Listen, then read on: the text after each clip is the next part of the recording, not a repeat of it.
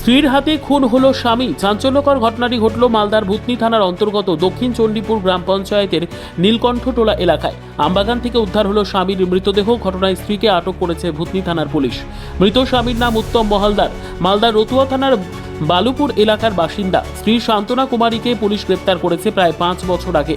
তাদের বিবাহ হয়, তাদের একটি কন্যা সন্তান রয়েছে। জানা গেছে স্বামী স্ত্রী দুজনে দিল্লিতে দিনমজুরির কাজ করত এবং সেখানেই থাকতো।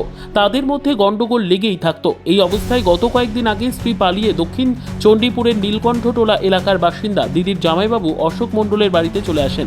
এদিকে স্ত্রীর খোঁজ করতে করতে দিল্লি থেকে মঙ্গলবার সকালে স্ত্রীর দিদির জামাইবাবুর বাড়িতে আসেন স্বামী উত্তম মহলদার।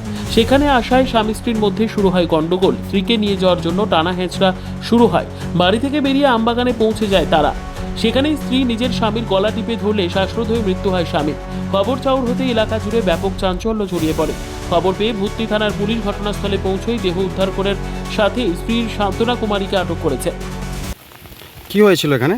এখানে দেখলাম একটা মহিলা ওর স্বামীকে নাকি মেরে ফেলে দিয়েছে। দেখলাম, যা শুনলাম। আমি বাড়ি থেকে আসলাম, দেখলাম এখানে লোকজন অনেক জড়ো হয়েছিল। মহিলাটা এখানকার না বাইরের কোথাও? মহিলাটা বাইরে, বালুপুর সাহাপাড়া। আর ছেলেটার বাড়ি, মেয়েটার বাড়ি। আচ্ছা, মেয়েটা এখানে কি করতেছিল? মেয়েটা এসেছিল দিদি বাড়ি, নীলকণ্ঠটোলা দিদির বাড়ি।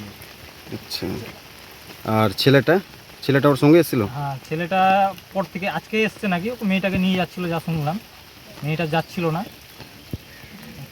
মেয়েটাকে নাকি উঠিয়ে নিয়ে যাচ্ছিল কোলে করে ছেলেটা। পুলিশ এসেছিল? হ্যাঁ, পুলিশ এসেছিল, ইনভেস্টিগেশন চলছে, কী হয় জানা যায়। ওকে। যে জায়গাতে মানে মৃত্যুটা হয়েছে, মার্ডার হয়েছে, সেই জায়গার গ্রামটার নাম কি? এটা আমাদের নয়নটোলা মাঠ বলা যায়।